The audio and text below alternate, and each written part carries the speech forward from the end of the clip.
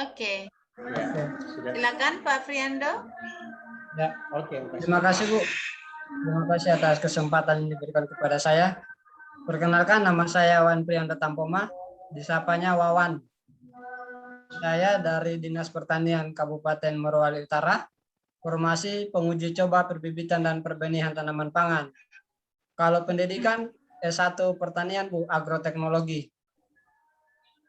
Oke, baik. S1-nya di mana, Dek? S1-nya di Universitas Sentul Maroso di Poso.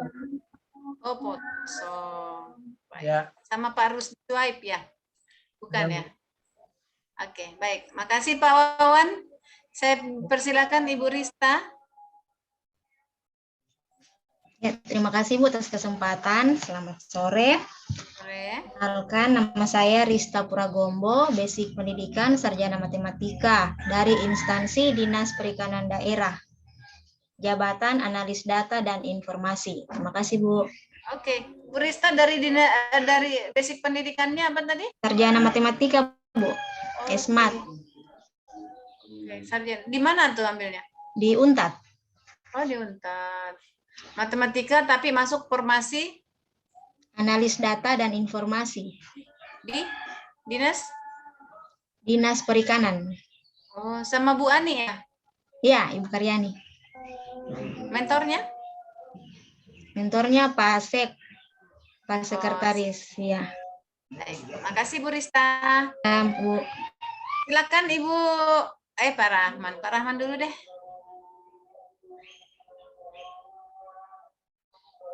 Baik, terima kasih atas kesempatannya, Bu. Perkenalkan, nama saya Rahman, asal instansi Dinas Pertanian dan Pangan Daerah Kabupaten Morowali Utara, formasi penyuluh pangan, basic pendidikan saya sarjana ekonomi manajemen, alumni Universitas Tadulako. Oke, baik. Satu alma mater berarti kita ya. Oke. Baik, Pak Rahman, ini nggak banyak orang pertanian, banyak orang OPD ya? Banyak orang OPD, ada orang pertanian semua, Pak. Ya. Silakan Ibu, Pak Bayu. Silakan Pak Bayu. Ya, terima kasih Bu atas kesempatan. Perkenalkan, nama saya Bayu Kristanto Setiawan Mala, pendidikan sarjana perencanaan wilayah dan kota, alumni Universitas Samratulangi Manado, instansi Dinas Pekerjaan Umum, Penataan Ruang, Perumahan dan Kawasan Permukiman. Formasi jabatan analis batas wilayah. Terima kasih. Oke, baik. Terima kasih Pak Bayu. Silakan ada Ibu Siti Hasmah Sulistiahani. Baik, Ibu, Assalamualaikum warahmatullahi wabarakatuh. Waalaikumsalam. Izin memperkenalkan diri, Bu. Nama saya Siti Hasmah Sulistiahani, biasa dipanggil Asti. Basic instansi dari Dinas Pengendalian Penduduk, Keluarga Berencana, Pemberdayaan Perempuan dan Perlindungan Anak Daerah. Dengan jabatan analis perlindungan perempuan. Basic pendidikan saya psikologi, Bu. Oh, psikolog. Oke. Psikolognya di mana? Di Universitas Negeri Makassar, Ibu. UNEM ya? Iya, Bu. Oke, baik. Orang Makassar merantau di Morowali ya? Bukan, Bu, orang Tauna, Ibu. Orang Tauna? Iya. Oh, iya, Bu. siap. Kenapa tidak mendaftar di Tauna? Di Tauna juga ada penerimaan kemarin. Tidak ada psikologi, Bu. Iya, Pros. Tapi yang penting jangan minta pindah setelah ini ya? Iya, Bu. Insya Allah. Kecuali kalau dapat suami orang sana berarti boleh pindah itu. Ada dalam aturan boleh kan? Tapi rugi nanti Morowali kalau kamu pindah. Tidak ada psikologinya lagi. Oke. Baik, ada Bu Laksmi Nurul Suci. Aduh, Laksmi Nurul Suci. Assalamualaikum warahmatullahi wabarakatuh. Mohon izin perkenalan, Bu. Nama saya Laksmi Nurul Suci, panggilan Uci. Saya dari instansi Badan Pendapatan Daerah Kabupaten Morowali Utara, formasi analis pemeriksaan pajak. Basic pendidikan saya sarjana ekonomi jurusan akuntansi dari Universitas Hasanuddin Terima kasih, Bu. Unhas ya. Iya. Oke, baik. Makasih Bu Laksmi. Ya, kalau ingat-ingat pajak, dengar-dengar pajak, saya langsung ingat itu yang kasus yang CPNS itu kaya raya itu, ingat nggak? Yang orang Medan itu, lupa namanya, ya kan? Memang agak riskan. Jadi pada dasarnya semua pekerjaan itu sangat riskan untuk penyalahgunaan wewenang. Mudah-mudahan kita tidak akan terlibat di dalamnya. Amin ya. Ayah Marhana, silakan Ibu Marhana. Assalamualaikum warahmatullahi wabarakatuh. Waalaikumsalam. Ini memperkenalkan diri Bu, saya Marhana dari Sekretariat Daerah Bagian Hukum. Formasi jabatan kemarin analisis produk hukum, Bu. Oh, siap. Baik. Makasih Bu Marhana. Ada Bartoran Terlelinggi. Solata te. Ya, Solata Ibu. Mohon izin Ibu. Silakan Dek. Perkenalkan, nama saya Barto Rantelinggi, biasa dipanggil Barto. Saya dari Dinas Pekerjaan Umum, Penataan Ruang Perumahan dan Kawasan Permukiman Daerah. Pendidikan S1 Teknik Sipil, alumni Universitas Bosowa Makassar. Oh, siap. Ini kayaknya apa ya? Angkatan berapa kemarin saya ajar itu sama Pak Andi apa siapa itu? Kayaknya ada 8 orang PU. Banyak penerimaan PU kemarin ya? Iya Ibu, PU 22 orang Bu, angkat di Morowali Utara. Karena ada kelas berapa itu kemarin saya ajar itu, ada Pak Andi yang orang Bone itu macam-macam. Iya. 4 orang, berapa itu? 4 orang atau 6 orang di situ? Banyak ya? Iya Bu. Baik. Terima kasih Pak Barto. Terima kasih Bu. Ya, kita langsung saja ke Pak Stepanus. Ini bukan Solata, tapi rektor. Rekan kita dari Toraja. Ya Bu, selamat sore. Izin memperkenalkan diri. Nama saya Stepanus Rambalo Ari, biasa dipanggil Stepanus Bu. Dari instansi Satuan Polisi Pamong Praja dan Pemadam Kebakaran Daerah. Formasi analis pengaduan masyarakat, basic pendidikan, S1 Sosiologi dari Universitas Negeri Makassar. UNEM ya? Siap. Oke, ya baik. Pak Stepanus sebelum lulus CPNS, Pak Stepanus sudah pernah ke Morowali Utara? Belum pernah Bu. Kalau ke Morowali pernah pada saat ke Morowali pernah, tapi kalau Morowali Utaranya belum pernah. Nah, ya. Belum pernah Bu. Ya, akhirnya jadi orang Morowali jadinya ya. Ganti KTP Morowali Utara berarti. Siap. Ya, baik. Makasih Pak Stepanus. Siap, Bu, ada sama-sama. Pak Ibu Sri Masnawati. Ya, terima kasih Bu. Assalamualaikum warahmatullahi wabarakatuh. Waalaikumsalam warahmatullahi wabarakatuh. Ya, perkenalkan nama saya Sri Masnawati dari instansi Dinas Lingkungan Hidup, Jabatan Analis Lingkungan Hidup, pendidikan S1 Teknik Lingkungan dari Institut Teknologi Yogyakarta. Makasih. Di Jakarta ya? Di Jogja, ambil Jogja? Iya Bu. Oh ya, ada teman saya di situ. Baik, makasih Bu Sri. Yang terakhir Pak Alfandi. Mohon izin memperkenalkan diri Bu. Silakan. Nama saya Alfandi Kause Bu, dari Dinas Pekerjaan Umum, Penataan Ruang, Perumahan dan Kawasan Pemukiman. Basic pendidikannya S1 Teknik Sipil dari Universitas Tadulako. Oke. Formasinya analis sistem, jaringan jalan dan jembatan. Oke. Baik, ini keren-keren ini orang-orang. Kalau kalian ini teknik sipil ini yang ada di kepalanya itu hanya gambar-gambar jalan, gambar-gambar matematika ya, dari luar biasa. Alhamdulillah, harusnya kita berterima kasih Kabupaten Morowali, memang butuh orang-orang hebat seperti kalian ya. Mudah-mudahan ilmu kalian bisa diterapkan ya, di Kabupaten Morowali. Kenapa? Karena Morowali itu daerah Morowali bersaudara itu adalah daerah yang terkaya di Sulawesi Tengah. Tapi terkadang tidak termanfaatkan kekayaannya karena tidak didukung dengan sumber daya manusia.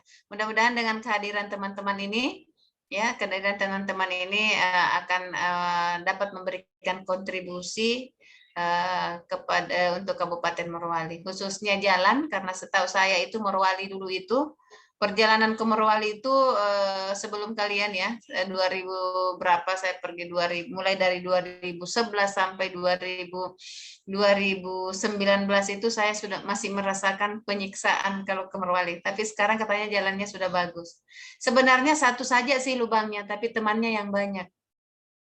Menghindari yang sebelah kiri, kita tertanam di sebelah kanan, apalagi kalau sudah dekat-dekat masuk Beteleme, ada perkampungan apa di situ yang tidak pernah kering, saya tidak tahu.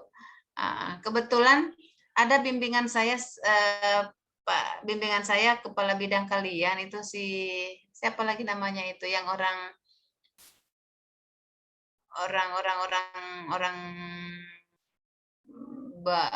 saya sudah lupa. Itu kepala bidang di situ, dia di PU, saya sudah lupa sih siapa namanya, yang jelas dia orang PU. Nah, di situ pada saat mereka ikut diklat itu saya tekan loh, kenapa kalau jalanan di Morowali itu tidak dijadikan prioritas, karena bagaimana barang-barang di sana itu tidak mahal karena susahnya menempuh jalan di situ. Tapi ternyata setelah itu dia lakukan sebuah kalau tidak salah dia angkat rancangan aktualisasi, bukan rancangan aktualisasi, aksi perubahannya baik di PIM 4 dan PIM 3 itu dia lakukan, dia perbaiki itu, alhamdulillah didukung dengan pemerintah dari anggarannya. Sekarang sudah bisa dinikmati. 2019 katanya sudah bagus jalan ke sana, 19, 2000, 2001. Jadi tinggal beberapa titik saja yang jelek. Baik.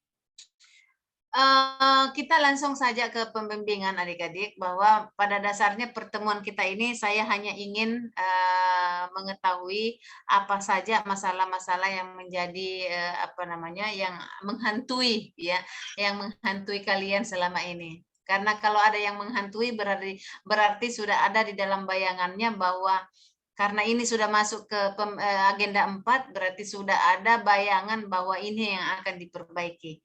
Ini akan menjadi isu dan ini yang akan menjadi core isu. Seperti itu ya.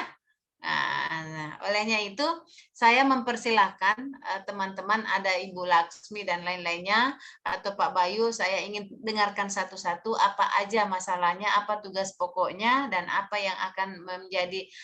yang menjadi kendala yang teman-teman rasakan selama ini, kemudian apa yang akan menjadi core isunya. Saya persilahkan dulu Kang Bayu, silakan Kang Bayu. Ya, terima kasih Bu. Mohon izin, formasi saya analis batas wilayah. Bu, pertama saya mau sampaikan, mungkin ada sedikit kekeliruan atau apa namanya, soalnya analis batas wilayah, setelah saya coba cari, itu ternyata tidak masuk di bidang, saya kan penempatan di bidang penataan ruang, di bawah seksi pembinaan. Dan setelah saya dapat, ternyata analis batas wilayah itu formasinya masuk di bidang perumahan, tapi saya ditempatkan di penataan ruang. Jadi saya selama 7 bulan ini bekerja di bawah kepala seksi saya, yaitu bidang pembinaan tadi. Terus isu yang saya ambil, karena Bu, kita kan di PU ada 22 orang. Nah, yang paling banyak di penataan ruang kemarin ada 9. Jadi teman saya ada 8 lagi. Kemarin agak kesulitan mencari isu, karena jangan sampai ada yang mirip. Tumpang tindih. Iya. Jadi kemarin saya coba angkat masalah database rekomendasi pemanfaatan ruang.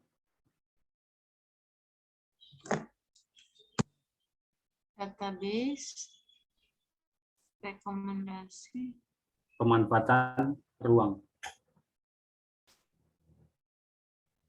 Iya. Gimana?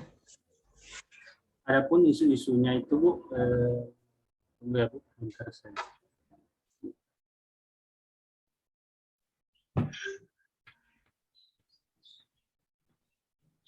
Isunya itu kurang efektif metode pengarsipan berkas rekomendasi pemanfaatan ruang. Kurang efektif Nah, ya? kita kan, iya Bu.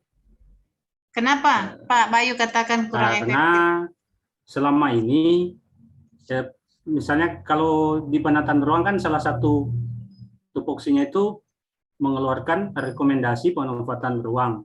Itu untuk kebutuhan IMB atau kebutuhan untuk salah satu syarat untuk pembuatan sertifikat tanah.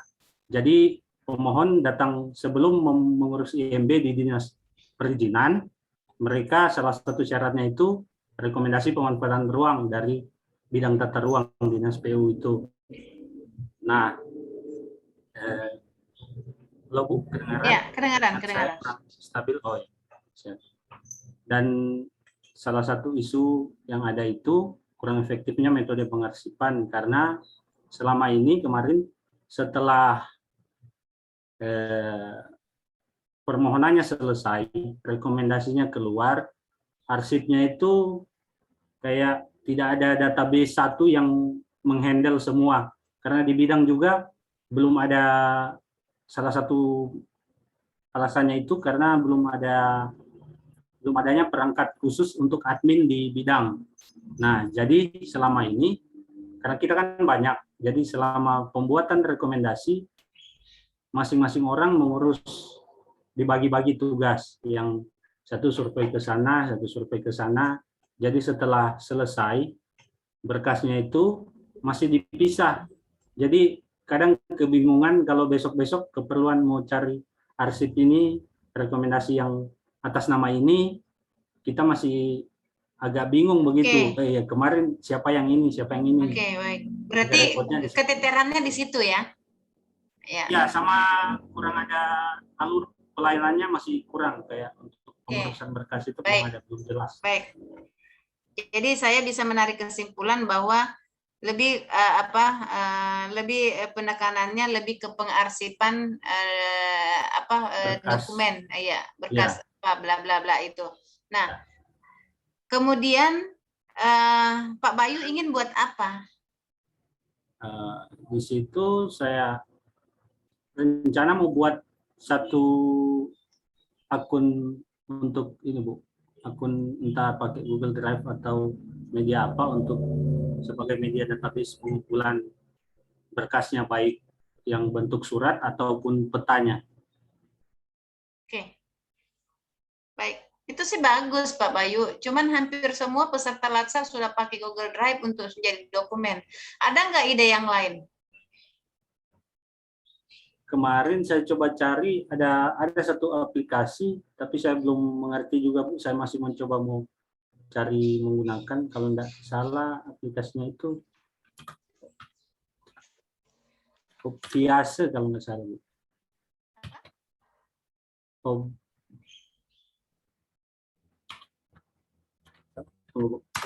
Coba lihat. Pelan-pelan nanti jebol keyboard.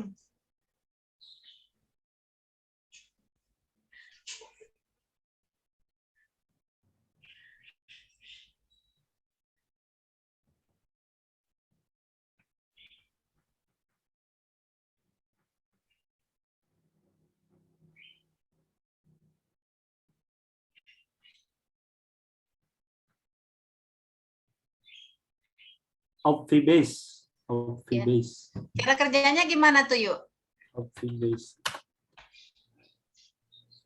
Ini hampir mirip kayak Google Drive Bu. Ada akun ini juga. Kita mengupload ke database online juga. Basicnya sama Bu, database online. Database online begitu Bu. Iya. Kemudahan-kemudahan apa yang ditawarkan fiturnya? Ingat bahwa solusi yang kita tawarkan, solusi yang kita inginkan itu adalah menjawab dari masalah yang tadi. Ya, salah satunya itu kita apa namanya, agak kewalahan untuk mencari dokumen yang sudah berapa hari, berapa bulan, siapa penanggung jawabnya, ya kan?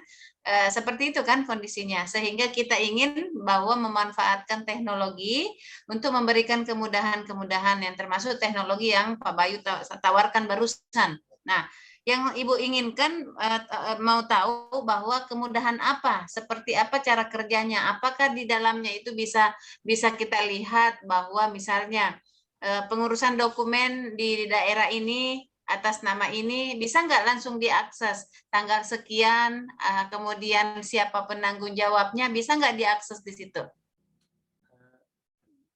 Masih mirip Google Drive juga Bu, dalam bentuk folder begitu sih. Oh,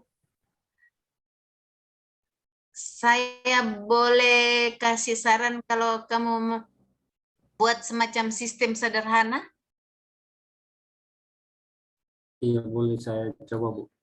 Ya, jadi sistem sederhana yang saya maksud itu cara kerjanya seperti itu tadi, bahwa karena ingin kan kita menjawab daripada masalah tadi itu Pak Bayu, kita kewalahan dengan pengadministrasian dokumen-dokumen yang dipentingkan. Nah, tidak tertutup kemungkinan dokumen ini 2 tahun kemudian orang butuh, gitu kan?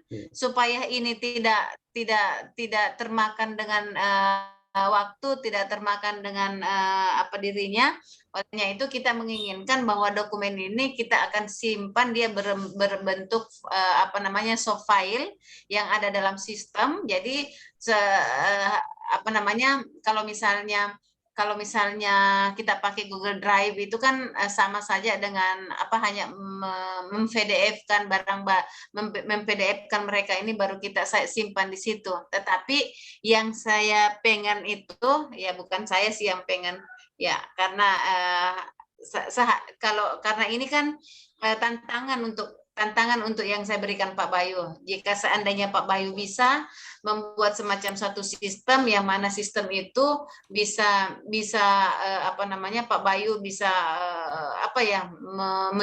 menyimpan dokumen di situ, menyimpan dokumen yang sudah di PDF-kan dalam sebuah sistem itu sudah tinggal diupload nanti seperti apa, kemudian kita sudah bisa memberikan kemudahan, misalnya dokumen atas nama ini, ya kan? Dia punya dokumen atas nama ini, kemudian alamatnya ini, kemudian ini. Jadi semua data-data tentang yang bersangkutan itu bisa diakses. Jadi kita klik saja nama ini itu muncul, itu kira-kira bisa nggak itu Pak Bayu? Bu, di sini database-nya itu dalam bentuknya bukan cuma surat satu, dia ada berupa titik koordinat, hasil ya sama file SHP peta. Iya, itu maksud saya, itu sudah terinclude semua dalam sistem itu, bisa nggak? Karena kalau tidak salah ada bimbinganku kemarin seperti itu. Jadi dia membuat, jadi anggaplah sebut namanya misalnya Marhana, ya. Marhana itu sudah langsung kelihatan, kita klik bahwa petanya di mana petanya, itu sudah langsung muncul. Tapi itu PIM 4 sih. Kenapa saya tantang kalian? Karena kalian ini masih cemerlang, masih bagus lah, masih fresh, ya, supaya teman-teman itu senior kalian membuktikan bahwa ini loh karya mereka, gitu. Bukan berarti mau dianggap tidak, tetapi kita harus membuktikan bahwa itu kita PNS, CPNS itu juga bisa, kan? Nah, seperti itu. Ini tantangan sih Pak Bayu, silakan pikir-pikir. Kalau sayang sekali lah kalau misalnya orang-orang hebat tidak dimanfaatkan. Bukan berarti dimanfaatkan dalam konotasinya jelek, tapi ilmunya itu yang harus betul-betul digali. Karena orang-orang muda seperti kalian ini sama dengan Honda, nanti panas baru laju. Ya kan? Nah, jadi dipanas-panasi dulu. Jangan sampai kalau PCR itu begitu bunyi langsung laju, tapi kalau Honda tidak, dipanasi dulu, nanti panas sekali baru dia bisa laju. Nah, harapan saya Anda bisa seperti Honda seperti itu. Bu. Boleh kan? Saya coba, Bu. Saya coba. Ya, silakan coba nanti kita pertemuan lagi. Kalau kita jadwal kita ini, tunggu saya lihat dulu jadwal. Ini buku pintar saya ini. Kemana-mana ini bawa. Jadi buku pintar ini ada Jumat 1 Oktober. Sabtu, ya, Jumat 16. Jadi antara Jumat, Rabu, Kamis, Jumat. Oke. Sebelum Jumat tanggal 1 Oktober, ini kan hari Rabu, Kamis malam bisa nggak kita diskusi tentang persiapan teman-teman? Sudah fikskah isu yang Anda angkat dengan apa ide gagasannya? Bisa nggak? Siapa ketua kelompoknya di sini? Izin, Bu. Saya, Bu. Ya, Pak Stepanus punya urusan itu memanage kita, mengatur kita jalannya pertikaian kita, mau seperti apa nanti Pak Stepanus urus. Yang jelas saya melihat bahwa jeda kita untuk ujian itu 1 Oktober masih ada 16 hari. 16 hari. Bukan 16 hari ya, 14 hari. Jadi jangan dihitung tanggal 1-nya. Jadi pembimbingan kedua itu 1 Oktober. 1 Oktober. Kemudian kita ujian itu 16 Oktober. Maksud Ibu, apakah nanti atau bisa juga setelah hari Jumat itu bisa hari Minggu kita bimbingan untuk persiapan lebih ke betul-betul penulisan intens, karena kalau sudah itu saya punya waktu itu hanya hari Minggu, kalaupun misalnya di luar hari Minggu bisa malam kita bisa diskusi. Manfaatkan waktu, ya, tidak usah sungkan membuat Zoom. Saya membuka diri untuk untuk teman-teman. Kenapa? Karena sama dengan yang saya inginkan ini Pak Bayu. Saya selalu memberikan selalu mensupport. Jadi kalau yang pemikirannya ini coba kalau mau buka ini, jadi lebih mengarahkan seperti itu. Sayang sekali kalau Anda bisa kemudian tidak dikeluarkan. Nah, seperti itu Pak Bayu. Jadi coba-coba pikirkan dulu kira-kira tantangan yang saya berikan itu, kalau Pak Bayu bisa, kita bisa komunikasikan. Setelah nanti kita pertemuannya pembimbingan hari Jumat kita diskusikan, nanti hari Minggunya kita boleh sudah mulai genjot penulisannya. Boleh? Siap, Bu. Siap. Oke, baik. Makasih Pak Bayu. Saya simpan ya. Database tentang database rekomendasi penata usahaan ruang. Jadi yang ada di dalamnya itu sudah ada petanya, sudah ada yang lain-lainnya. Jadi kondisi yang kita inginkan itu adalah bagaimana membangun sistem yang dapat memberikan kemudahan-kemudahan, baik dari kemudahan untuk dalam pelaksanaan tugas kita sebagai ASN, dan bisa memberikan kemudahan-kemudahan kepada instansi lain untuk mendapatkan informasi-informasi tentang database tentang tata ruang. Karena ini kalau ini sepanjang masa. Soalannya ini Pak Bayu, sepanjang masa dibutuhkan, bukan hanya kayak dokumen persuratan itu ada masanya hanya 5 tahun, tapi kalau ini sepanjang Anda masih ada di situ, ya, sepanjang PUPR itu masih ada, ini tetap dibutuhkan karena ini lebih ke pengembangan wilayah. Jadi tentu ini sangat dibutuhkan. Makanya kalau sangat dibutuhkan jangan kita buat ecek-ecek seperti itu ya. Oke, thank you Pak Bayu. Makasih, Ya, Bu. Baik. Saya persilakan yang lain, yang Pak Barto. Terima kasih, Bu. Ya. Di Dinas PUPR saya di bidang cipta karya, Ibu. Oke. Kami menangani pengadaan air bersih, jaringan air bersih, drainase di desa, dan juga bangunan-bangunan pemerintah. Yang paling banyak dikerjakan selama saya bergabung hampir 8 bulan itu mengenai air bersih dan drainase pedesaan. Dan juga jalan-jalan lingkungan di pedesaan. Kesulitan yang paling nampak ketika memulai proyek itu adalah tidak adanya data yang update terkait harga-harga material di desa-desa. Harga batu alam, harga pasir itu kita tidak ada data update-nya, jadi kita harus turun ke lokasi dengan jarak tempuh yang berjauhan. Kemudian kita di bidang cipta karya juga kesulitan mendapatkan profil desa terupdate, misalnya jumlah KK per bulan Juni tahun 2021 itu kita harus terjun ke desa untuk mengambilnya. Ya, ini di sini saya mencoba mungkin bisa bekerja sama dengan pihak desa.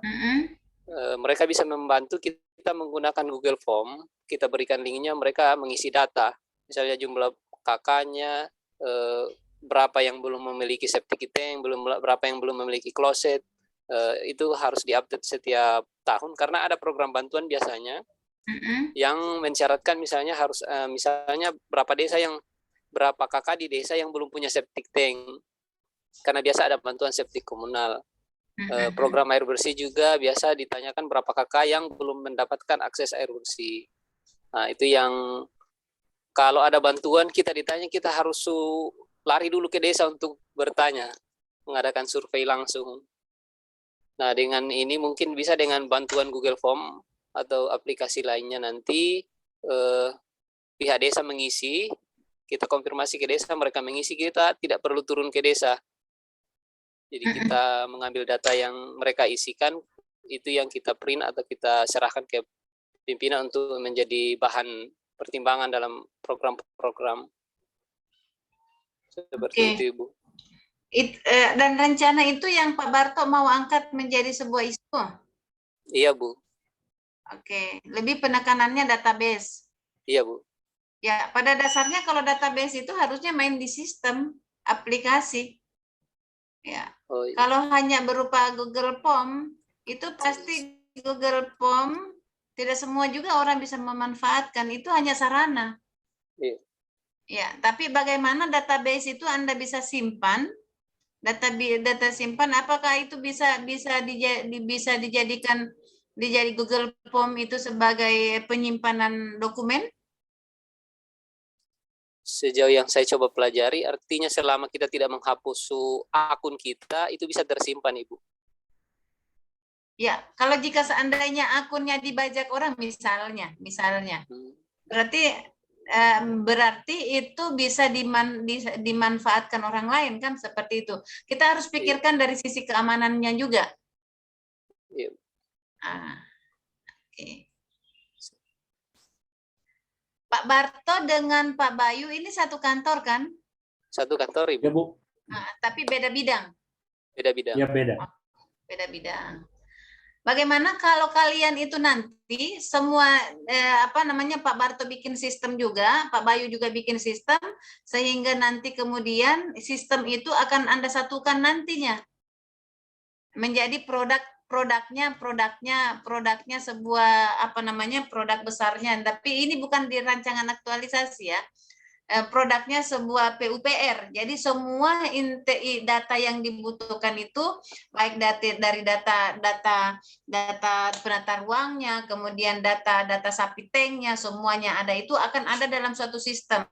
Jadi kenapa ini tiba-tiba muncul di kepala saya, karena saya baru pulang melakukan studi lapangan ke Bandung kemarin. Nah, ada sistemnya seperti itu. Jadi yang mana berangkat dari hasil latsar, hasil sistem yang dibuat peserta latsar PKP yang dijadikan menjadi sebuah satu sistem, tapi itu semua menjadi sebuah sistem yang produknya dalam kalau tidak salah kemarin Prindakop. Jadi produk-produknya mereka itu dia satukan. Jadi kalau saya sih, coba Pak Barto itu apa ya saya katakan, apakah itu nanti Pak Barto mau bikinkan apa namanya Google Form, tapi yang kita inginkan itu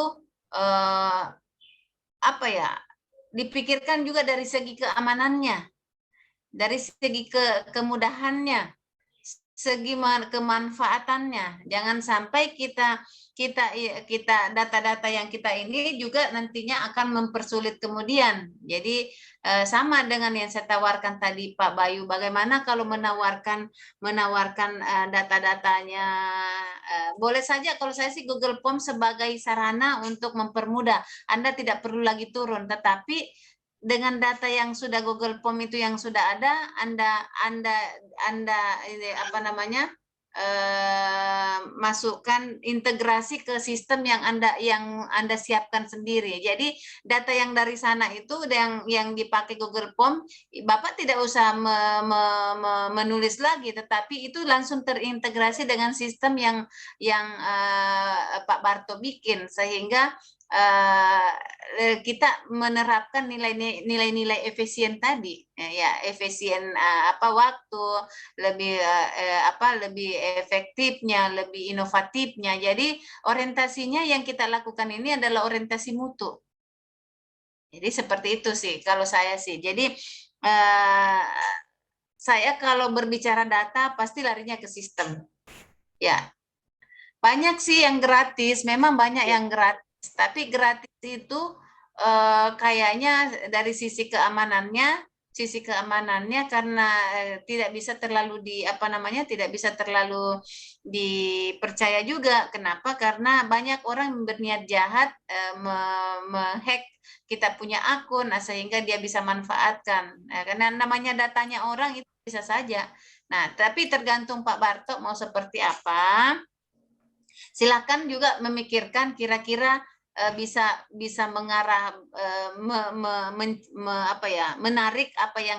menarik satu benang merahnya, kira-kira seperti apa yang Pak Barto ingin lakukan dengan apa yang saya sampaikan. Tidak mesti harus mengikuti apa yang saya sampaikan, tetapi paling tidak saya hanya membuka cakrawala berpikirnya bahwa pada dasarnya yang kita buat di rancangan kalau berbasis data itu biasanya berbasis sistem. Tapi kalau perlu sistemnya tidak usah sistem yang harus mahal atau harus dibeli. Bagaimana teman-teman itu semua itu kan bisa dipelajari. Jadi tidak usah sistem yang wow begitu, tapi sederhana tapi mudah, memberikan kemudahan di dalam memberikan pelayanan itu bagi saya itu cukup luar biasa. Karena ini baru pemula dari teman pemula dalam namanya menduduki jabatan PNS, ya paling tidak mulai dari sekarang kita sudah membiasakan diri kita untuk bekerja ya tersistematis. Jadi jangan sampai kita bekerja berulang-ulang, tahun depan juga kerja lagi ini.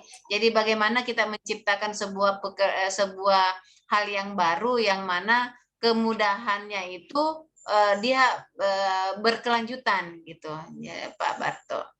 Jadi memang sangat-sangat menarik karena mindset kita itu kalau berbicara PUPR itu pasti jalan, tetapi ternyata di dalamnya ada beberapa item yang sebenarnya sangat dibutuhkan untuk keberlanjutan daripada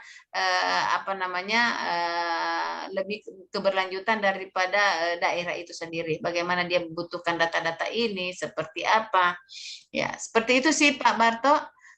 Kalau saya, karena Pak Barto lebih mau penekanannya juga lebih ke sistem.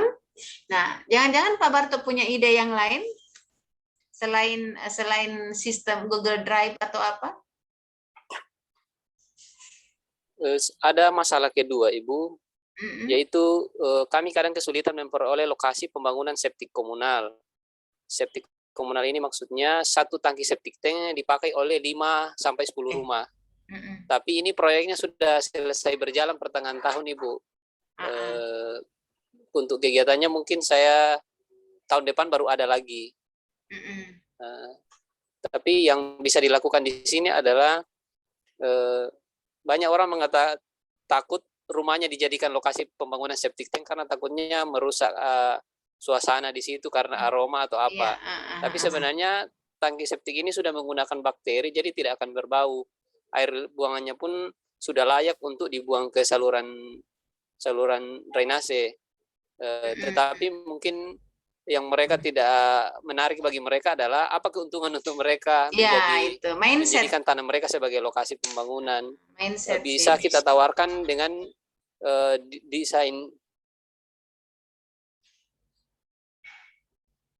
Bagaimana Pak Barto? Ya, bisa kita tawarkan dengan misalnya memberikan mereka desain karena ada juga anggarannya untuk membangun semacam pondok di atas tangki septic tank itu, bisa dimanfaatkan sebagai tempat bersantai atau warung kopi, bisa juga begitu Ibu. Ya. Artinya kita menawarkan desain yang menarik. Ya, itu merubah mindset orang itu tidak semudah kita membayangkannya, ya kan? Tidak semudah kita membayangkannya. Jadi kalau saya sih melakukan itu agak berat untuk tantangannya diselesaikan selama 1 bulan. Siap. Ya, ini terberatnya. Kalau saya sih, saya lebih baik saya sampaikan seperti itu. Walaupun nanti akan Anda lakukan itu nanti setelah berjalannya kegiatannya sudah menjadi PNS, Anda sudah bisa lakukan itu karena mau tidak mau itu harus menjadi program khusus yang harus Anda selesaikan. Tapi jangan Anda selesaikan sekarang karena takutnya tidak selesai, tidak ada tidak bisa selesai selama 1 bulan, artinya Anda membunuh diri, ya kan? Jangan sampai kita bunuh diri. Jadi dibuat saja yang memberikan efek kepada organisasi kita, memberikan efek kepada kinerja kita, tapi bisa kita sesuaikan waktu yang tersedia, misalnya waktunya hanya tersedia selama 1 bulan, ya kita buat. Jadi lebih efektifnya sih memang penekanannya bagaimana pendataan dengan memanfaatkan teknologi. Ya, silakan mau teknologi seperti apa, Anda yang mau memanfaatkan itu silakan mendesainnya seperti apa. Entah itu mau pakai Google Drive atau apa, tapi harus mempertimbangkan hal-hal kemungkinan yang akan terjadi. Oke? Siap ya. Ibu. Baik, makasih Pak Barto. Nanti kita Terima ketemu kasih, Ibu. berikutnya. Yang jelas saya sudah 2 yang bisa saya arahkan, lebih ke hampir semua ke sistem. Ya, saya mempersilahkan Ibu Siti dulu, Siti Hasma.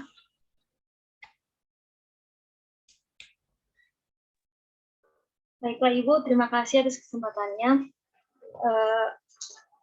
Jadi di bidang saya itu Bu, ada namanya program penjangkauan kasus, di mana kami melakukan pelayanan dari mulai pengaduan kasus hingga pendampingan. Namun banyak masyarakat khususnya perempuan yang mengalami kendala dalam pelaporan, mungkin karena jarak jauh apalagi sekarang pandemi COVID, terus bisa juga karena budaya malu masyarakat yang dalam mengadukan kasusnya. Bisa juga karena kurangnya pemahaman masyarakat, karena kurangnya publikasi, di mana di sini Bu, kebanyakan kasusnya itu langsung ke polisi, kantor polisi, melapornya langsung kantor polisi tanpa adanya pendampingan. Jadi berdasarkan hal tersebut, isu yang saya ambil itu yang pertama, kurangnya akses pelayanan dalam upaya pengaduan kasus kekerasan terhadap perempuan. Kemudian yang kedua, kurangnya pemahaman masyarakat tentang fungsi tentang pencegahan kekerasan terhadap perempuan. Kalau isu pertama Ibu, mungkin saya lebih ke menggunakan pemanfaatan media sosial Bu. Ada 3, mungkin WA, Instagram, Facebook, karena di situ kan ada DM, direct message. Jadi mungkin masih kerahasiaannya masih bisa dijamin Bu. Kalau yang isu kedua itu melakukan publikasi agar masyarakat bisa lebih paham bagaimana cara pencegahan kekerasan terhadap perempuan. Jadi mungkin itu ada 5 juga, media sosial juga Bu. Jadi saya nanti memberikan kuesioner kepada masyarakat, kira-kira dari 5 itu mana aplikasi yang paling banyak digunakan di Morowali Utara Bu. Jadi seperti itu Bu. Oke, baik menarik ini Bu Hasma, kebetulan saja ada bimbinganku sekarang ini, dia di pemberdayaan perempuan, bimbingan saya di PIM 4, dan hampir semua PIM 4 yang ikut pemberdayaan perempuan yang ikut PIM itu mengangkat kasus kekerasan, hampir, ya, sehingga melihat bahwa beberapa keluhannya, kelemahannya itu adalah perempuan-perempuan yang tidak mengadukan karena merasa bahwa itu adalah sebuah aib, ya kan? Sehingga mereka tetap mendapatkan kekerasan-kekerasan yang berkelanjutan. Nah, sehingga sebenarnya kalau itu yang mau diangkat, saya sih karena tadi ada pernyataan ya bahwa masyarakat lebih banyak mengadu ke polisi, ya kan? Kepolisian. Karena kenapa? Kepolisian itu langsung mengeksekusi. Kalau kita ini habis berdebat saja, tidak ada pengaduannya, ya, tidak ada solusinya, tidak hanya sebatas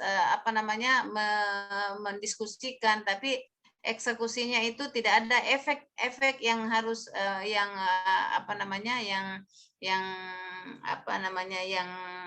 langsung terjadi.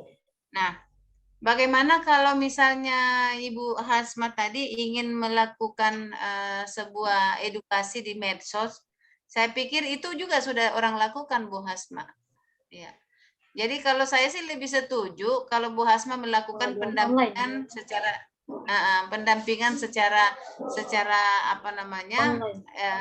kalau online kita harus pikirkan Morowali itu tidak semudah yang kita bayangkan, signalnya harus lari-lari. Jadi bagaimana orang yang di Batu Rube sana yang signalnya yang tidak ada? Mungkin bisa juga dengan call center, Bu. Jadi nomor telepon biasa, Bu. Boleh aja, kalau saya sih boleh. Jadi bagaimana jangan kita melakukan pendampingan itu hanya berpatokan pada medsos, karena tidak semua orang memanfaatkan medsos.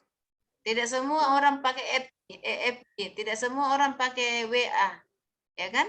Nah, bagaimana Anda memanfaatkan itu salah satunya, kemudian Anda membuat semacam suatu layanan pendampingan yang mana pendampingan mobile. Pendampingan mobile maksud saya, Anda tidak stay di suatu tempat, tetapi pendampingan yang mobile itu karena Anda psikolog, ya harus terjun ke lapangan, jangan tunggu orang datang, tapi Anda yang harus menjemput bola. Seperti itu. Ya, karena ini kebetulan saja saya baru pulang dari studi lapangan. Jadi banyak ide-ide yang mereka inovasi-inovasi yang mereka lakukan itu bisa diadopsi.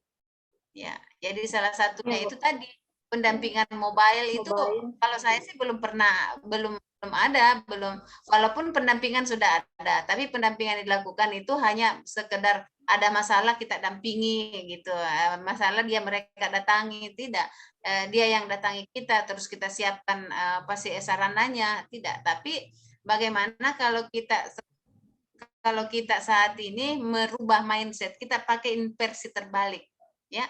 Kalau selama ini mereka mendatangi untuk mendapatkan pelayanan, sekarang kita yang mendatangi untuk mereka mendapatkan pelayanan. Tapi itu tentu bahwa itu butuh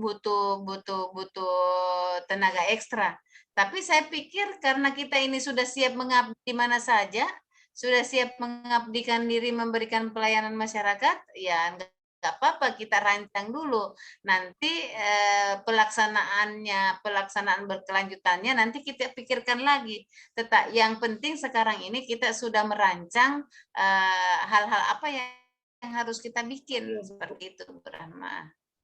Kalau saya sih, jadi melakukan itu tadi isunya tetap, tapi solusinya melakukan pendampingan mobile terhadap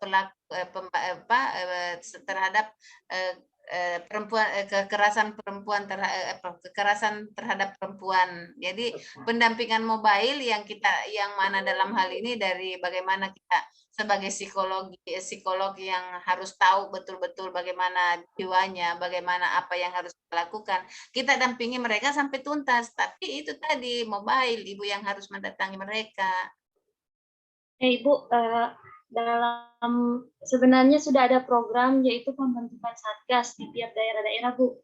Jadi nantinya itu daerah setempat itu yang memilih 5 orang sebagai tim satgasnya. Terus dari setiap ada kasus kekerasan di daerah itu, yang menanganinya itu tim satgas itu dengan koordinasi di bidang kami, Bu. Cuma programnya belum jalan. Agak berat itu. Bagaimana biar bentuk satgas kalau bukan ahlinya? Tidak bisa. Oh iya, Bu. Iya kan? Coba kau kasih bentuk saya satgas. Saya tidak tahu apa yang harus saya lakukan kalau dia dipukul. Bagaimana membujuk dia? Teknik apa yang saya harus lakukan? Nah, itu yang harus dipikirkan. Satgas itu hanya perpanjangan tangan saja kalau saya melihatnya. Tapi yang kita mau lakukan ini bagaimana orang yang sudah dikerasi, dipukul, bagaimana yang sudah drop ini kita bisa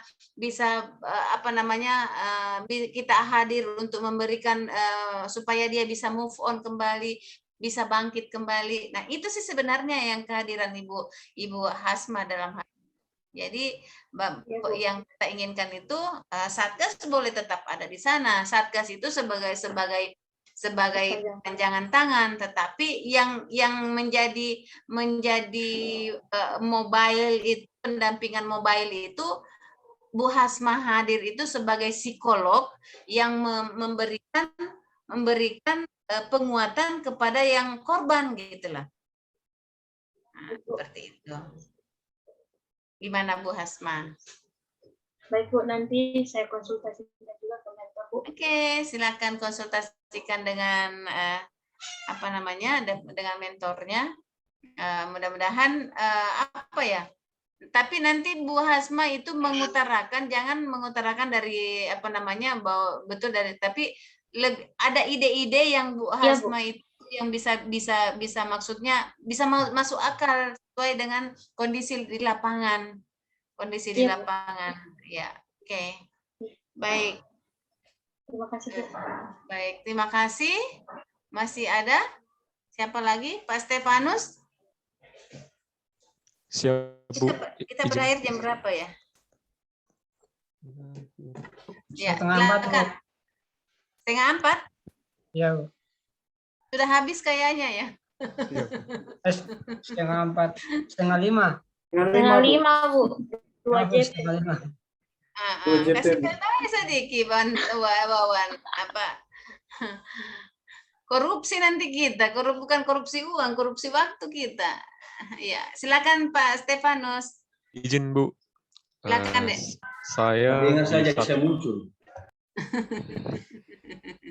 Saya di Satuan Polisi Pamong Praja dan Pemadam Kebakaran Daerah.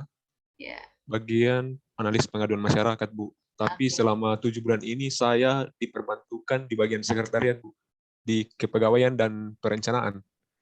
Sedikit. Jadi saya pas baru mau ikut latsar, saya coba cari isu dan kebetulan saya dimentori sekretaris sendiri, Bu. Sekretaris Satpol PP ya? Siap. Oke.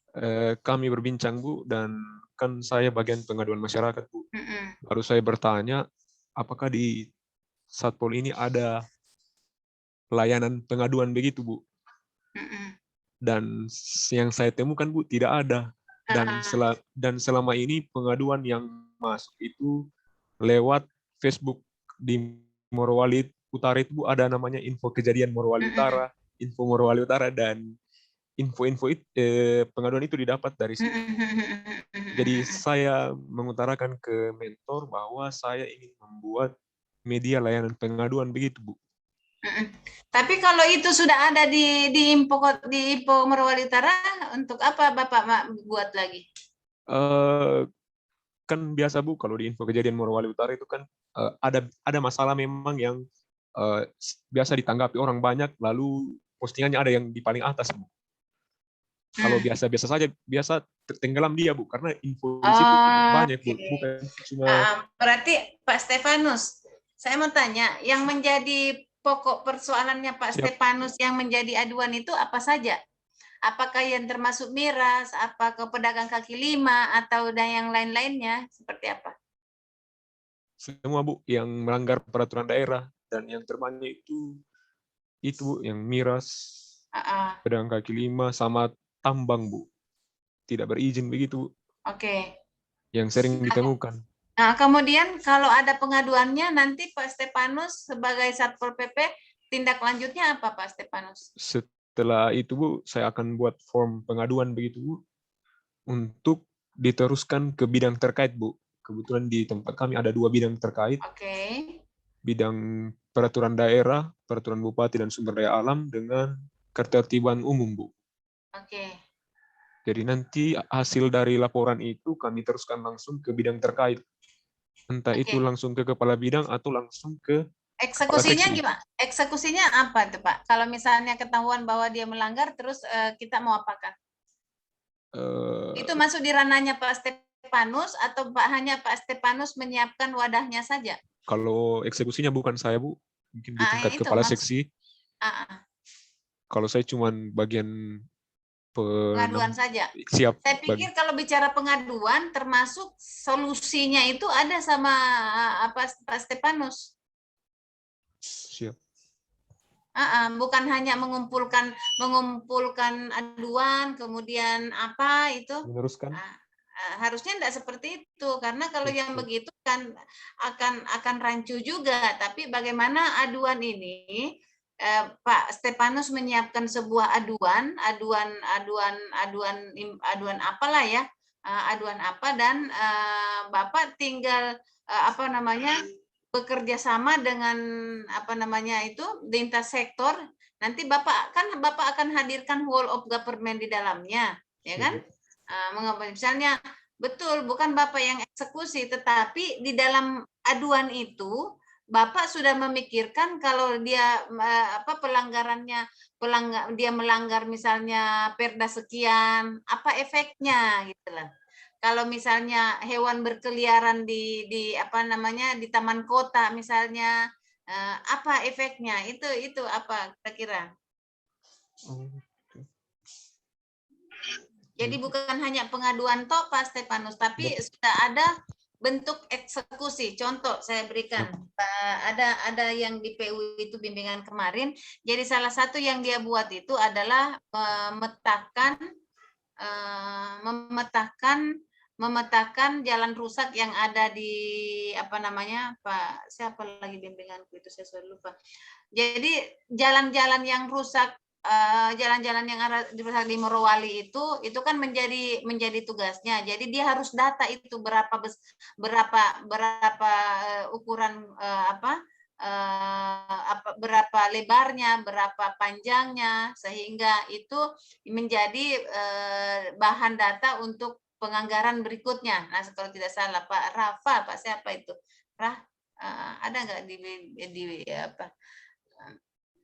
di PU seperti itu. Nah, itu dia hanya bukan hanya dia menyiapkan data itu Pak, tetapi data itu dia salah satunya yang dia selesaikan langsung eksekusi. Salah satu yang dia bentuk tim TRC.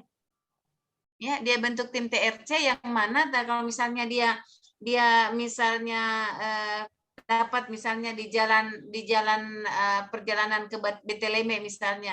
Dalam Beteleme itu ada semacam jalan yang rusak, yang tergenang air. Nah, itu yang diukur. Itu DP pekerjaan. Tapi solusinya bukan hanya dia ukur kemudian dia tinggalkan, tidak. Tapi setelah dia ukur langsung tim TRC itu dengan otomatis dia langsung datang tambal. Jadi tidak ada jalan yang rusak parah. Nah, itu yang sekarang itu sudah mulai berlaku juga di Kota Palu. Siang Anda dapatkan jalan yang lubang, malam itu sudah tidak ada. Jadi ada dia bentuk tim TRC yang betul-betul langsung menangani kalau ada masalah, langsung penanganannya. Nah, kalau Pak Stepanus hanya menyiapkan wadah aduannya tapi tidak ada tindak lanjutnya, itu sama saja bohong.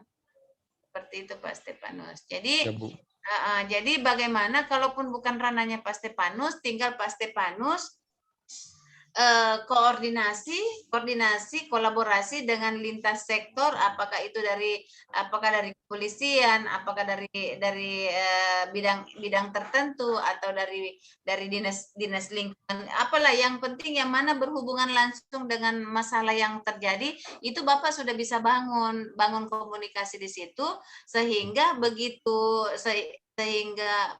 ada masalah, bukan Pak Stepanus, tetapi kegiatan yang Bapak Stepanus bikin di ini sudah langsung eksekusi. Salah satunya misalnya ada yang melanggar misalnya ketahuan miras, ya kan? Siap. Nah, kita koordinasi dengan misalnya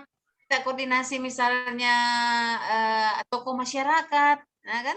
Tokoh masyarakat bagaimana solusinya ini? Apakah kita langsung pesantrenkan atau langsung kita masukkan apa? Nah, itu jadi ada tindakan eksekusi yang langsung kita lihat hasilnya.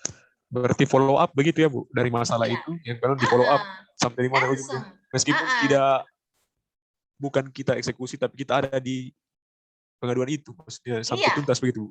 Iya, jadi harus begitu. Jadi bukan hanya sebatas aduan. Jadi contoh misalnya kita lihat aduan yang ada misalnya di Morowali, aduan Morowali misalnya, itu tidak ada tindak lanjutnya, hanya sekedar diketahui. Iya kan? Perhatikan. Ada nggak tindak lanjutnya? Karena tidak ada, itu legal, maksudnya bukan legal sih, hanya sekedar informasi aduan saja, tapi tidak ada eksekusinya. Yang kita inginkan itu ada masalah terselesaikan, supaya tidak akan berdampak ini persoalannya kalau kita tidak selesaikan akan bisa berdampak berkelanjutannya. Nah, itulah yang kita inginkan, bahwa ada yang kita alat analisis USG, urgent, serius, dan grow. Bagaimana tingkat pertumbuhannya kalau tidak terselesaikannya? Makanya harus terselesaikan. Begitu Anda mendapatkan masalah, harus Anda menemukan solusinya, dan solusinya itu harus dieksekusi. Karena ada yang namanya evaluasi akhir. Ya. Harus diukur itu. Jadi kegiatan yang kita buat, ide gagasan yang kita buat itu harus terukur dengan kegiatannya. Kegiatan itu harus ada outputnya. Nah, seperti itu Pak Stepanus. Jadi kalau saya sih menarik itu Anda angkat, karena memang ada dulu belum pernah sih ada yang angkat tentang aduan seperti itu. Jadi hanya sekedar sebatas aduan, tapi tindak lanjutnya tidak ada. Jadi kalau memang Pak Stepanus, coba pikir-pikirlah, diskusi dengan mentornya. Jadi bagaimana kalau membuat aduan, tetapi jangan Pak Stepanus angkat semua dulu itu. Semua yang ada misalnya masuk di misalnya miras, masuk dengan kaki lima, atau masuk apa. Jadi harus buat dulu ruang lingkupnya. Anda ukur dulu dalam 1 bulan ini kira-kira apa yang Pak Stepanus bisa buat. Apakah dia kita spesifik saja tentang aduan tentang aduan kaki lima misalnya. Siap. Ya seperti itu. Nah, berarti bisa fokus satu saja Bu, kayak perda itu tentang pedagang kaki lima, atau bisa ke perda boleh lain? satu saja. Jadi lebih ke penerapannya, satu saja dulu atau dua.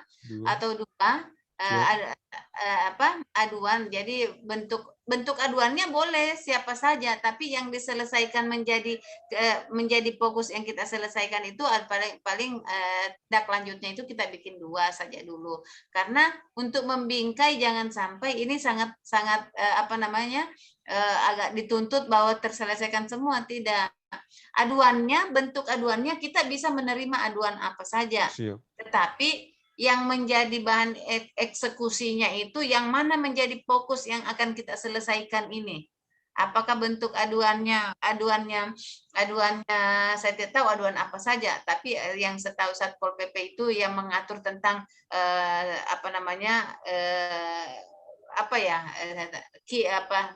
keamanan sepanjang jalan, ketertiban umum. ya ketertiban umum, termasuk sapi-sapi atau kambing-kambing yang lewat, apakah itu masuk di perdanya? Apakah itu menjadi bahagian pekerjaannya? Nah, itu saya contoh misalnya ya, saya berikan contoh. Kita banyak mengeluh misalnya dalam perda itu tidak bisa ada sapi berkeliaran, contoh anggaplah seperti itu. Nah, kemudian ternyata pada kenyataannya ada sapi yang berkeliaran. Ada sapi yang berkeliaran. Kita dalam hal ini padahal kita tahu bahwa di perda itu tidak boleh. Harusnya di perda itu bagaimana penerapan perda, karena kalau berbicara perda sudah ada aturannya di situ bahwa ternak yang didapat berkeliaran tangga jam sekian itu langsung diamankan oleh Satpol PP, contoh itu. Jadi apakah itu yang yang harus kita eksekusi atau mau seperti apa? Karena itu yang harus, apakah itu nanti akan Anda sosialisasikan atau seperti apa? Saya Pak Stepanus yang paham betul ya, Pak Stepanus yang paham betul. Jadi silakan Pak Stepanus pikirkan kira-kira kalau bentuk layanannya, layanan aduannya boleh saja, tapi tentu layanan aduan itu harus Anda menyiapkan orang-orang yang bertindak menindaki daripada tindak lanjut daripada aduan tersebut. Ya, Bu. Ya, seperti itu. Oke. Siap. Masih ada Pak Stepanus? Berarti medianya tetap saya buatkan, Bu, media pengaduannya. Yes. Habis itu saya follow up pengaduannya. Iya.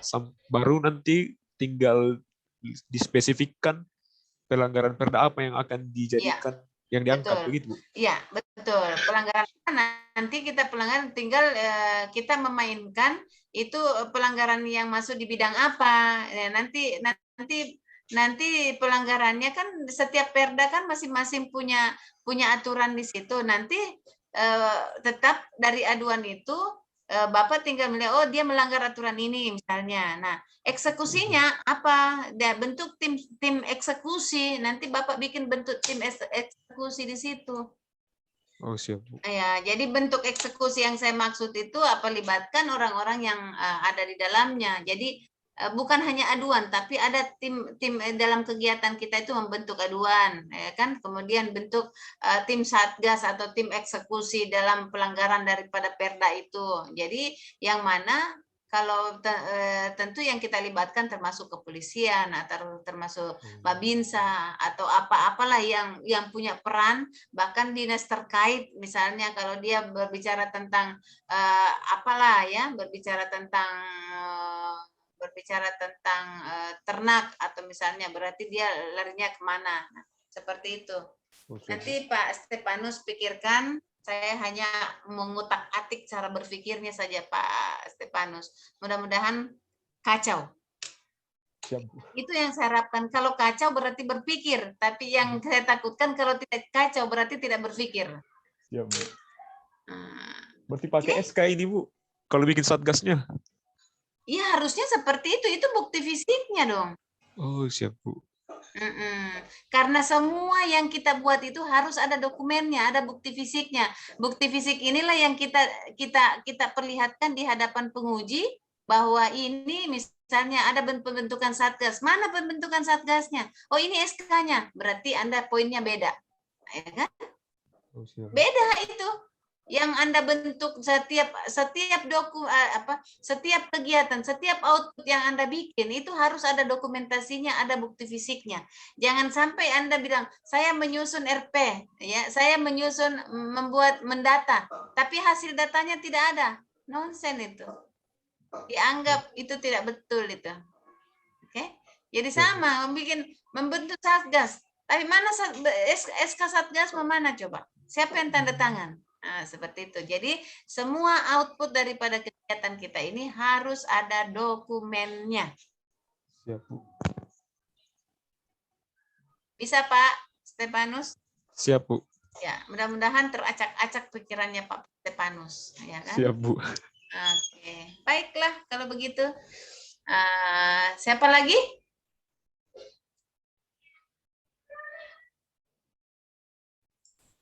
Pak Wan, resen yang tadi Pak Wan? Yang baru, Bu. Inilah. Saya ini bagian pelayanan soalnya. Kamu minta saya kasih. Ya, Bu. Sekalian coba tukar pikiran, Bu. Mohon izin, Bu, saya share screen, Bu. Boleh, boleh, boleh. Boleh, Kakak. Ini, Bu, saya kalau jabatan itu penguji coba perbibitan dan perbenihan tanaman pangan. Nah, seharusnya sesuai dengan jabatan itu seharusnya ada di bidang tanaman pangan dan hortikultura, tetapi kemarin itu ditempatkan di bidang perkebunan.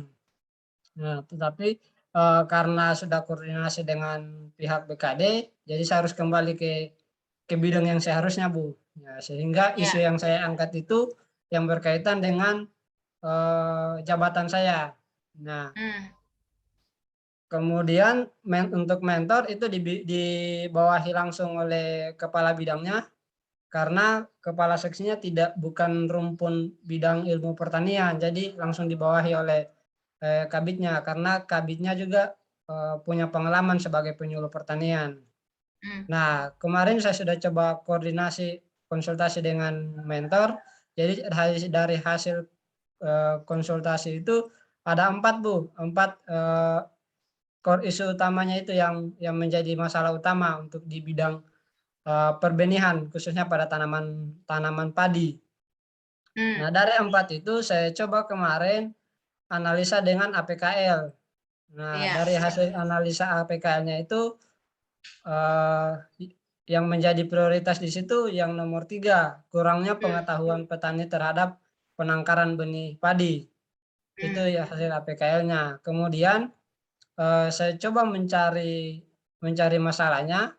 Ini juga masalah belum fix, Bu, karena masih harus saya koordinasikan ulang dengan pembimbing, dengan mentor, karena mentornya juga masih sibuk. Rencana nanti malam saya koordinasi lagi. Nah, ada beberapa masalah di sini, Bu, terkait dengan kurangnya pengetahuan petani terhadap penangkar benih padi. Kalau langsung ke akar masalahnya itu, yang pertama itu masalah kurangnya peran pendampingan dari PPL. Nah, akar masalahnya itu karena PPL-nya itu kurang mengetahui tentang penangkaran benih itu sendiri. Kemudian masalah yang kedua, tidak ada demonstrasi penyuluh. Nah, akarnya itu karena tidak ada laboratorium lapangannya atau demplotnya, seperti itu, lahan untuk demplot. Kemudian yang selanjutnya itu kurangnya peran lembaga perbenihan, karena di situ tidak ada petugas balai benih yang memang ahli di bidang benih tanaman padi. Kemudian lambatnya ketersediaan benih bagi penangkar. Nah, itu juga disebabkan karena penangkar ini setiap musim tanam selalu bergantung dengan benih-benih yang diberikan oleh pemerintah, berharap bantuan. Padahal seharusnya penangkar ini harus mandiri menghasilkan benihnya untuk ditanam dan dibagikan ke petani di sekitar. Kemudian masalahnya yang selanjutnya itu kurangnya pemahaman teknis terhadap penangkaran benih. Nah, dari situ ada akar masalahnya karena kurangnya bimbingan teknis kepada penangkar benih. Jadi selama ini hanya sosialisasi, tapi bicara soal spesifiknya di lapangan itu kurang. Kemudian kurangnya pemahaman tentang sertifikasi benih. Nah, ini disebabkan karena informasi tentang sertifikasi benih itu sendiri kurang dipahami oleh penangkar benih padi. Kemudian ada masalah teknik budidaya produksi benih yang tidak tepat. Itu juga disebabkan karena kurangnya pendampingan dari PPL. Nah, kurang pendampingan tadi itu karena PPL-nya juga kurang mengetahui masalah perbenihan itu sendiri. Kemudian teknik budidaya masih konvensional. Nah, itu karena tidak ada pelatihan di lapangan, karena juga tadi terkait dengan tidak ada laboratorium lapangan, sehingga tidak ada yang menjadi contoh untuk penangkar benih padi itu sendiri untuk melakukan pengembangan benih. Selanjutnya, ketersediaan pupuk yang tidak tepat waktu. Ini juga berkaitan dengan lambatnya proses penyediaan di pasar. Kemudian benih yang ada itu tidak spesifik lokasi. Nah, salah satu kelemahannya itu karena kurangnya pengawasan dari petugas pengawas benih. Kemudian yang terakhir, penggunaan pestisida yang tidak tepat. Itu juga disebabkan karena pengetahuan penangkar itu terhadap penggunaan pestisida itu masih kurang, Ibu. Itu yang bisa saya dapatkan dari hasil saya coba ulik-ulik dari masalah yang ada. Oke. Baik, tentu kalau sudah kita tahu penyebab masalahnya dan akar masalahnya, kira-kira solusinya apa, Pak Wawan? Nah, kalau saya mungkin lebih cenderung ke sini, Bu, ke laboratorium lapangannya, masalah demplotnya. Jadi harus ada pembimbingan teknis, atau bisa jadi nanti kita menyediakan apakah SOP-nya yang harus diperbaiki atau masalah-masalah lain, apakah dia terkait dengan sistem atau seperti apa. Itu juga masih bingung, Bu, karena belum ada gambaran lebih lanjut dari mentor. Oke, baik. Nanti tetap konsultasi dengan mentor, tapi kalau saya melihat ini, Bapak lebih ke pemberdayaan petani ini kayaknya. Iya, Bu. Ya, lebih ke bagaimana membangun, lebih ke peningkatan kualitas larinya ke situ kalau saya lihat ini masalahnya, karena sangat teknis ya, sangat teknis. Tetapi kalau saya melihat bahwa bagaimana Bapak sebagai orang yang diamanahkan dalam hal ini sebagai analisis tentang hortikultura misalnya, sebagai itu yang harus betul-betul Bapak bisa meningkatkan hasil produksi pertanian dengan apakah itu dijadikan Anda nanti salah satunya membuat laboratorium apalah ya, laboratorium lapangan, itu boleh saja, tapi lebih ke peningkatan pemahaman atau lebih ke pemberdayaan petani. Kalau Bapak mau angkat itu, silakan saja bikin seperti apa. Yang jelas capaian itu harus diukur tingkat pemahaman, karena saya lihat ini kurangnya pemahaman masyarakat tentang pembudidayaan ini, sehingga kita mau ukur di akhir nanti selama 1 bulan ini dengan adanya misalnya demplot, dengan adanya teknik-teknik yang Anda berikan, mereka bisa paham. Seperti itu Pak Wawan. Iya, Bu. Iya. Tapi nantilah bicara konsultasi lagi dengan, saya berikan waktu untuk konsultasi dengan mentor. Insya Allah nanti kita ketemu hari Senin, kita diskusikan kembali dan kita sudah mulai fixkan bahwa ini yang akan kita angkat, ya. Ya, Bu. Bisa Pak Wawan ya? Bisa, Bu, bisa. Ya, oke, baik. Saya pikir untuk dalam penyebab masalahnya dan akar masalahnya sudah sangat jelas. Nah, saya ingin menyampaikan bahwa setelah masalah kita temukan dan akar masalah itu dengan sendirinya itu terbentuk di mindset kita bahwa oh ini yang saya mau lakukan. Saya ingin melakukan peningkatan pemanfaatan demplot bla bla bla bla bla misalnya untuk meningkatkan hasil produksi petani misalnya. Jadi kita lebih ke penekanannya lebih ke peningkatan pengetahuan atau pemahaman petani di dalam pengelolaan penangkaran benih padi. Itu kalau saya melihatnya. Dengan melakukan penangkaran benih padi yang baik, ya tentu hasil capaiannya, kalau pemahamannya sudah bagus, tentu dengan menerapkan ilmunya tentu dia bisa meningkat ya, bisa meningkat taraf ekonominya, kesejahteraannya, seperti itu. Ya, Bu. Oke? Ya, Bu. Ya. Baik, saya pikir silakan Pak Wawan diskusikan kembali dengan mentornya. Insya Allah kita bisa ketemu dan paling tidak sudah disetujui mentornya bahwa itu akan disusun. Jangan terlalu lama karena waktu penyusunan kita itu tidak lama ya, tidak lama, hanya singkat sekali waktunya. Oke, saya pikir cukup untuk teman-teman. Masih ada 1 orang, boleh?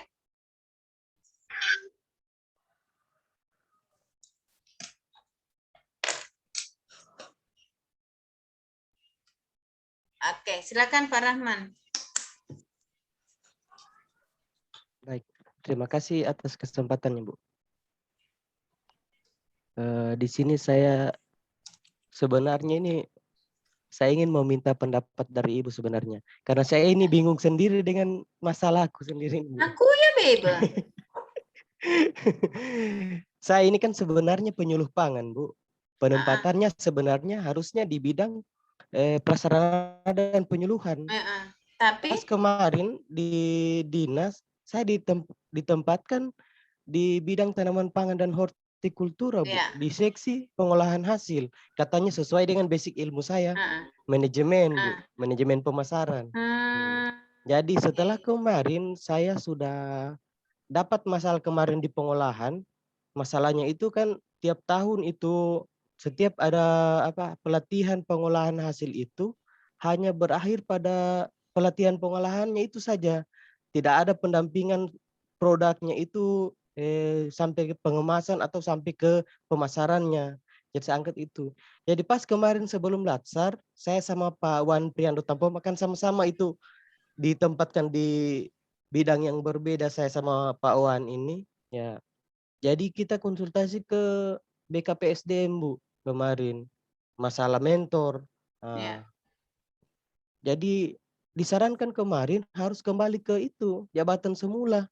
Jadi saya langsung kembali ke penyuluhan, mentornya kepala seksi penyuluhan. Jadi kalau untuk masalah di situ enggak. Jadi saya tanya Pak Rahman, sekarang Pak Rahman yang Pak Rahman kerja apa? Ya, Bu. Pak Rahman di uraian tugasnya apa? Uraian tugasnya itu melakukan penyuluhan pangan, Bu. Penyuluhan pangan. Ya. Tapi yang dikerja sekarang ini adalah pengolahan hasil. Di pengolahan hasil. Oke. Di pengolahan hasil itu yang dikerja Bapak selama ini? Ya. Itu ada nota dinasnya enggak, Pak? Enggak ada, Bu. Itu yang masalah. Ya. Kalau ada nota dinasnya, boleh Bapak pakai itu. Ya. Jadi, kalaupun tidak ada, kalau mentornya arahkan itu boleh saja. Jadi kemarin saya, Bu, waktu agenda 1 kemarin sama Ibu Dewi saya disuruh angkat masalah itu belum terlaksananya penyuluhan di bidang pangan. Karena saya penyuluhnya ditempatkan di bidang lain. Iya. Ya, dan saya konsultasi sama mentor, kan mentor saya kepala seksi penyuluhan, dia bilang bagus juga itu supaya kamu kembali ulang ke itu seksi penyuluhan. Jalankan tupoksimu sebagai penyuluh pangan. Iya. Harusnya. Iya, Bu. Tapi jangan bilang belum adanya penyuluh apa tadi? Penyuluh pangan. Penyuluh pangan, karena kalau belum adanya mau diadakan kan begitu. Belum terlaksana, Bu. Belum terlaksana penyuluhannya, Bu. Belum terlaksana, belum efektifnya pelaksanaan penyuluhan. Iya, kira-kira seperti itu. Belum efektifnya pelaksanaan penyuluhan. Itu lebih halus sedikit, pada tujuannya sama. Nah, nanti kita cari akar masalahnya, apa yang menyebabkan dia tidak efektif. Ya, kan seperti itu. Cuman persoalannya kalau mentornya mau arahkan itu, mentor yang mau mendampingi kalian loh ya, yang mau mendampingi kalian ujian, dia ingin betul-betul ingin membantu nanti Pak Rahman pada saat penyusunan apa namanya, mendampingi Pak Rahman pada ujian, itu boleh saja. Jadi boleh kita anggap belum efektifnya pelaksanaan penyuluhan, hanya belum efektifnya. Kira-kira apa dampaknya kalau belum efektif?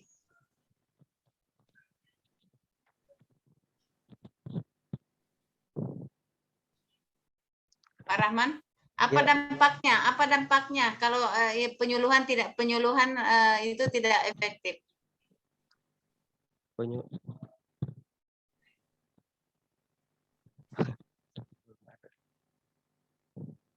Oke. Nanti Pak Rahman, ya. Kalau saya, Pak Rahman, cari aman saja Pak Rahman. Bukan saya arahkan salah-salah sih, tidak.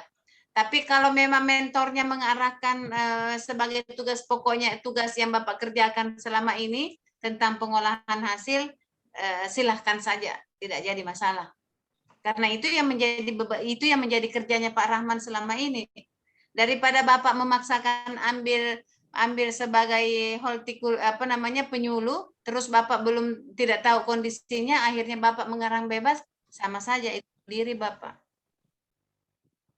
Ya kan? Silakan kalau memang itu selama 8 bulan Bapak kerja itu tentang sistem ditempatkan di pengolahan hasil, itu aja Bapak angkat. Nggak jadi masalah. Kalau saya tidak jadi masalah.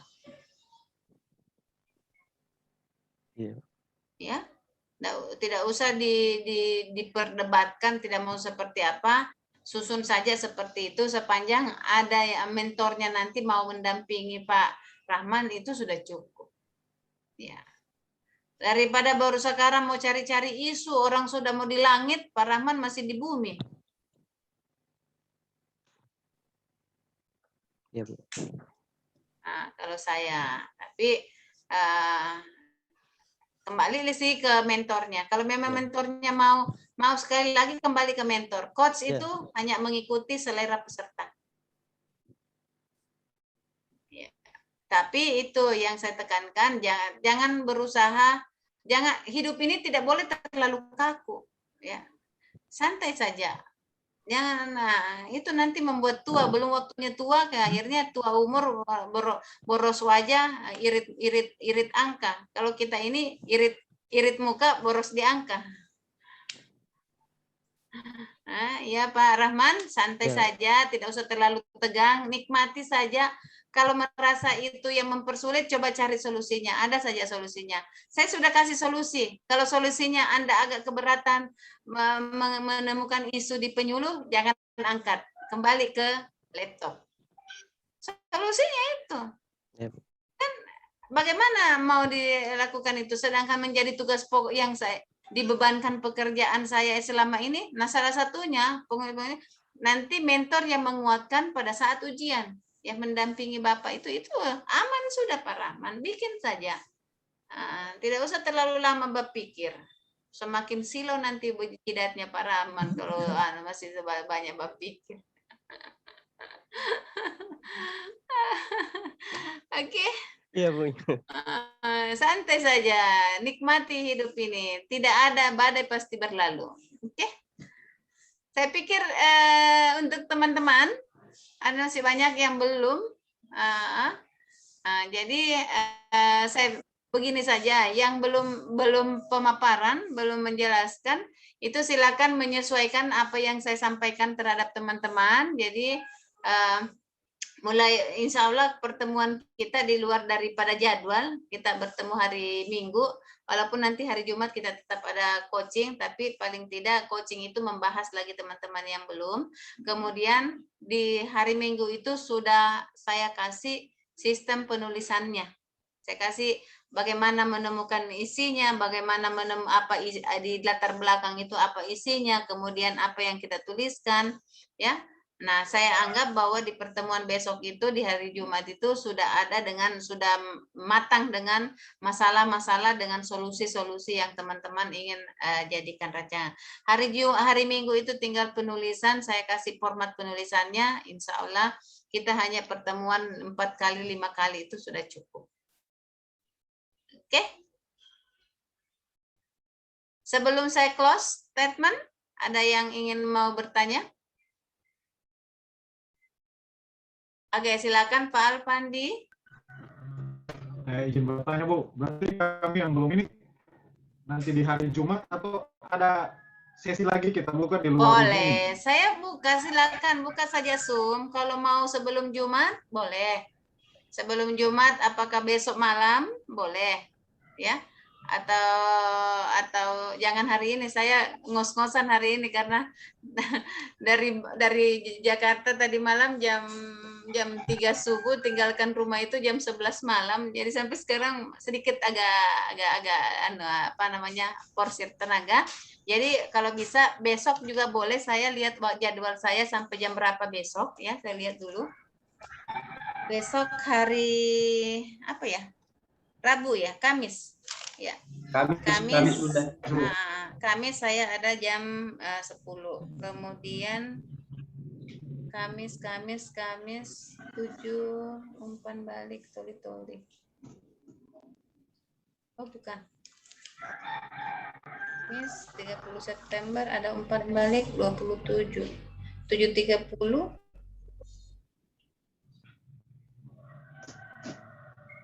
Kamis 10.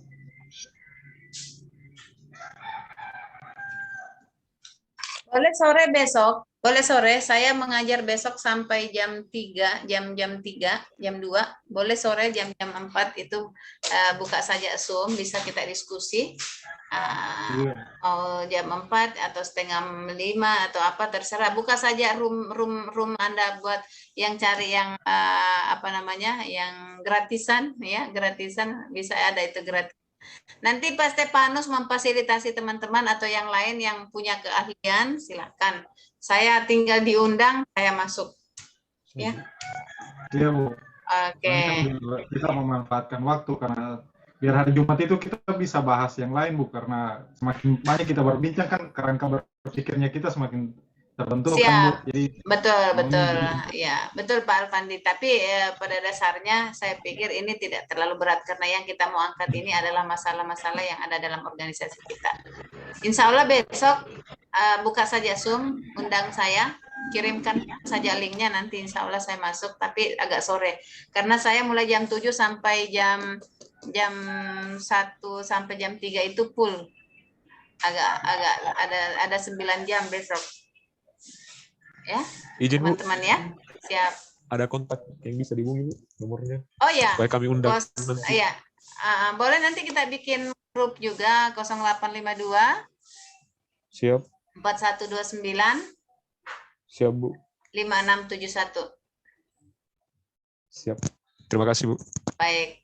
Terima kasih Bapak Ibu, adik-adik yang kami banggakan atas waktunya. Mohon maaf jika ada yang belum tertuntaskan karena memang saya bukan alat pemuas, sehingga teman-teman yang belum puas silakan dipuaskan besok ya. Baik, terima kasih atas perhatiannya. Wabillahi taufiq wal hidayah. Wassalamualaikum warahmatullahi wabarakatuh. Saya kembalikan ke host. Terima kasih, Bu. Terima kasih. Selamat sore. Waalaikumsalam warahmatullahi wabarakatuh. Bunda Agustina. Mari kita aplaus ya. Luar biasa.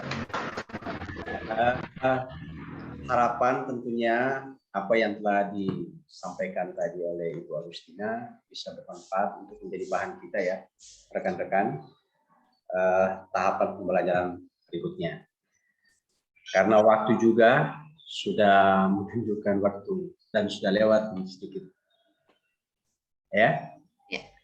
Dengan ucapan wabillahi taufiq wal hidayah. Assalamualaikum warahmatullahi wabarakatuh. Teman-teman dan selamat sore. Jaga kesehatan ya. Tetap jaga kesehatan supaya pembelajaran dan semangat terus. Ya. Siap. Izin lip ya. Ya. Terima kasih Bunda. Terima kasih. Terima kasih, Bu. Terima kasih. Yang live silakan. Yang mau live juga silakan. Izin live.